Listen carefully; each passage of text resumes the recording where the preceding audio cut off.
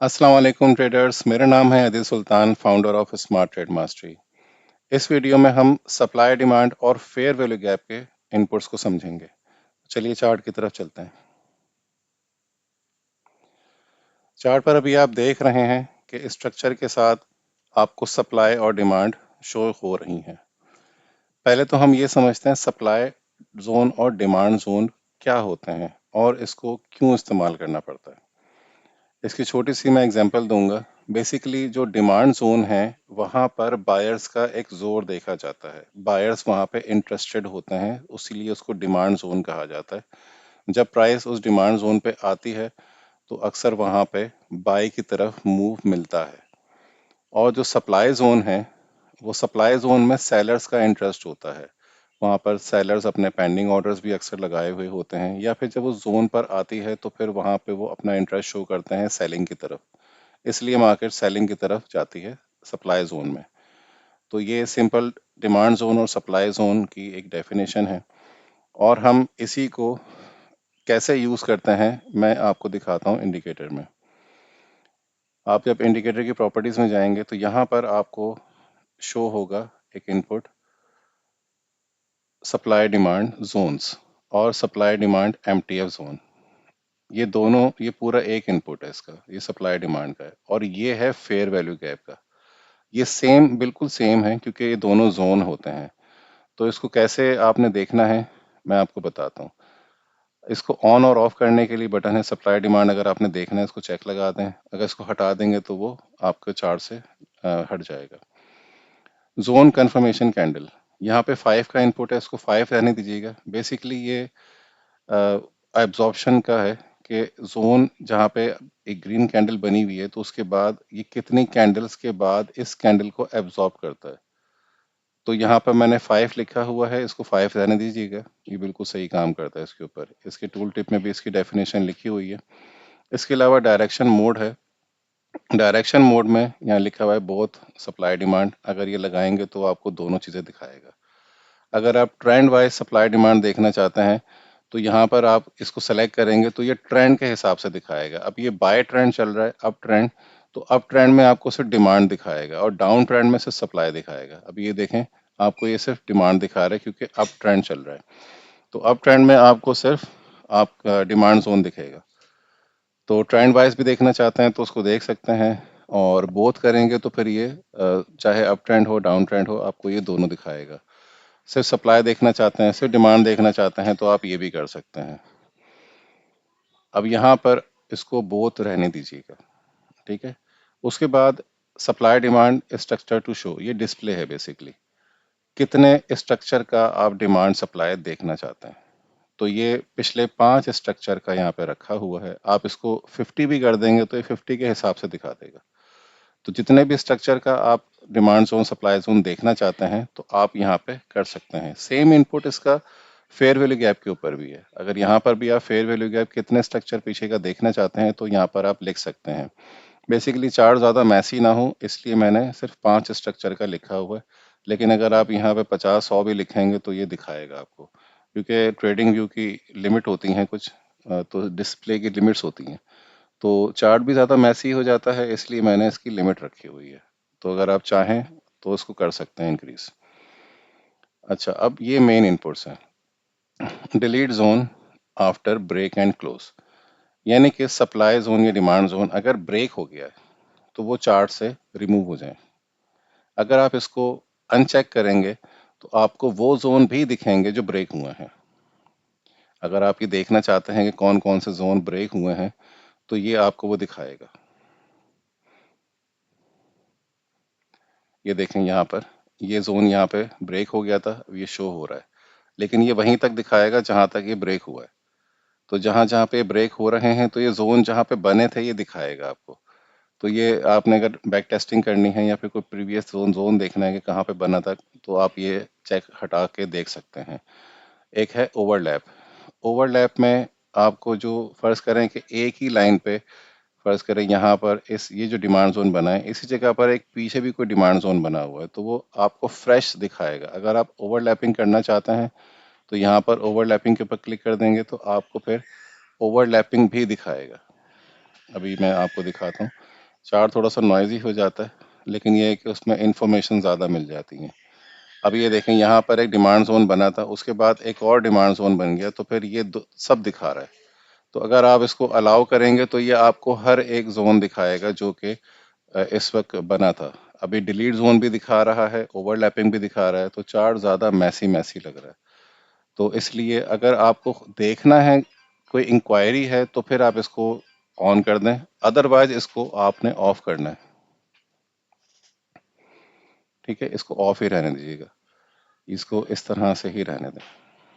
ठीक है, अभी इसमें मल्टी टाइम फ्रेम के ऑप्शंस भी हैं, ये मैं इंशाल्लाह आपको जब मैं मल्टी टाइम फ्रेम की डिटेल में बताऊंगा वीडियो, तो उसमें ये समझा दूंगा।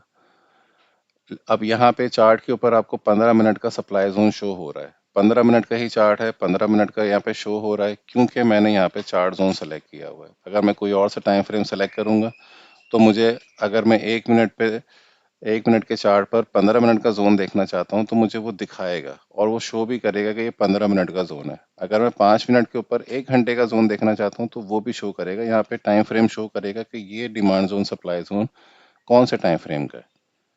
इससे आसानी होती है। अच्छा, अभी ये जो फेयर वैल्यू गैप है, ये भी सेम वही तरीके से प्लॉटिंग हो रही है। इसमें भी पुराने कितने स्ट्रक्चर पहले का देखना चाहते हैं वो देख सकते हैं। ये भी वही इनपुट है कि ट्रेंड वाइज देखना चाहते हैं या फिर अलग अलग देखना चाहते हैं। ट्रेंड वाइज देखना चाहते हैं तो उस पर क्लिक कर सकते हैं। अब इसमें भी अगर आप अलाउ करेंगे तो ओवरलैपिंग दिखना शुरू हो जाएगी, और अगर आप इसको डिलीट कभी हटाएंगे तो फिर वो जो डिलीट जोन है वो भी दिखना शुरू हो जाएंगे। कि देखें, अभी ओवरलैपिंग भी हो गई है, और साथ में अगर डिलीट जोन भी देखना चाहते हैं तो फिर वो डिलीट वाले भी दिखाना शुरू कर देगा। ये भी देखिएगा लोड हो रहा है, ये देखें यहाँ पर अभी ये वाला जो जोन था ये ब्रेक कर दिया है उसने, और एक नई फेयर वैल्यू गैप बना दी है। तो अभी ये फ्रेश आपको दिखा रहा था, प्रीवियस नहीं दिखा रहा था। तो जब आप ओवरलैपिंग करेंगे तो फिर ये आपको प्रीवियस जोन भी दिखाना शुरू कर देगा, लेकिन थोड़ा मैसी हो जाता है, तो इसको अलाउ, इसको बंद कर दिएगा ओवरलैपिंग को, और डिलीट को भी ऑन रखिएगा ताकि वो आपको सिर्फ fresh supply zone, sorry fresh fair value gap दिखाए। तो ये देखें, ये फेयर वैल्यू गैप आपको सिर्फ दिख रही है अभी।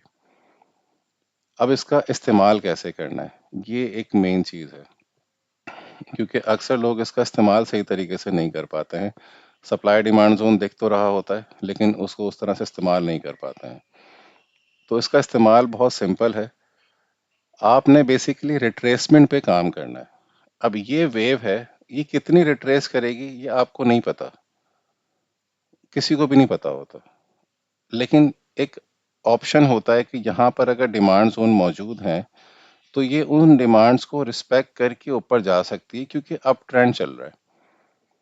तो अभी आप देखें कि ये रिट्रेस करते हुए यहाँ तक पहुंची है, और इसने इस डिमांड जोन को रिस्पेक्ट किया है, और उसके बाद फिर ये ऊपर चली गई है। उसके बाद यहाँ पर दोबारा से रिस्पेक्ट किया है, और अब यहाँ पे दोबारा ऊपर जा रही है। लेकिन जो आपके स्ट्रक्चर के साथ अलाइन है, यानी कि इस वेव के साथ जो डिमांड जोन मौजूद हैं, और वो भी 50% से नीचे, आपने सिर्फ 50% के नीचे वाले जोन देखने हैं डिमांड के। और जब आप सेलिंग में होंगे तो फिर आप ऊपर वाले देखोगे, सप्लाई जोन, लेकिन होंगे वो 50% से अबव, यानी कि 60, 70, 80 इस तरह होंगे। तो जो आपने इस वेव के साथ देख रहे हैं रिट्रेसमेंट को कैच करने के लिए, तो फिर आप डिमांड जोन देखेंगे। और उसके बाद जब ये नीचे डिमांड जोन पर रिस्पेक्ट करके वापस डायरेक्शन में जब जा रही होती है, तो डायरेक्शन में जब जा रही है तो यहाँ पे ये रुकावटें हैं, जो सप्लाई जोन है अप ट्रेंड के अंदर, ये रुकावटें हैं, और इन्होंने ब्रेक होना है। ये होते हैं क्योंकि जब अप ट्रेंड का जोर होता है तो सप्लाई जोन ब्रेक होते रहते हैं। लेकिन यही वो सप्लाई जोन है जहां पर सेलर्स भी बैठे हुए हैं, तो वो इतना जोर लगा सकते हैं कि या तो वो थोड़ा सा इसको नीचे गिरा देंगे, या फिर चेंज ऑफ करेक्टर कर देंगे। तो इस जोन से पहले पहले अगर आप अपने अपने टीपी ले लें तो ज्यादा बेहतर होता है। हम नॉर्मली इस जोन से पहले टीपी लेते हैं अगर हम बाय की ट्रेड ले रहे होते हैं, तो ये जोन हमारे टीपी लेने में हेल्प करता है।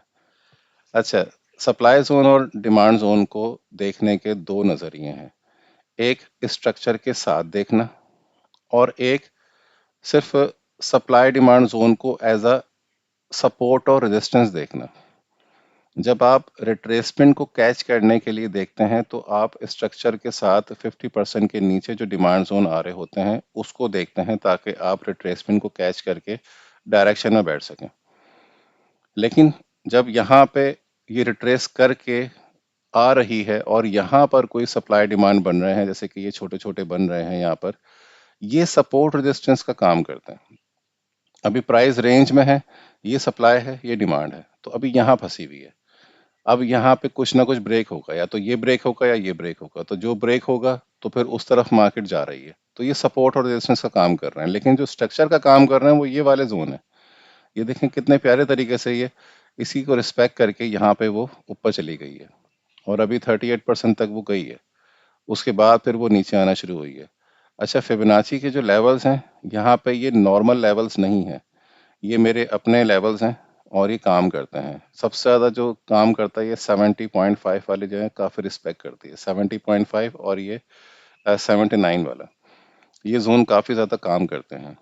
बट आप इसको अपने तौर पे भी देख सकते हैं, जो नॉर्मली 50 और 61 को देख रहे होते हैं गोल्डन जोन, तो ये उस पर भी आप इसको देख सकते हैं। लेकिन ज़्यादातर गोल्ड के ऊपर गोल्डन जोन में मैनिपुलेशन होती है। जैसे कि देखिए यहाँ पर अब ये नीचे आई है, गोल्डन जोन पर रिजेक्शन दी है, तो रिजेक्शन देकर अब यहाँ पर ये ऊपर गई है, तो बायर्स को बिठा दिया है। उसके बाद फिर ये फौरन नीचे आ गई, तो स्टॉप लॉस हिट करवा दिए। तो इस जगह पे 50 और 61 की जगह पे ना अक्सर ये आपको मैनिपुलेट करेगी।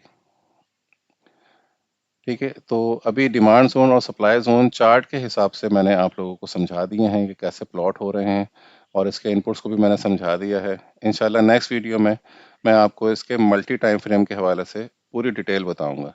तो इंशाल्लाह मिलते हैं नेक्स्ट वीडियो में, तब तक अपना ख्याल रखिएगा। Trade smart with smart trade mastery.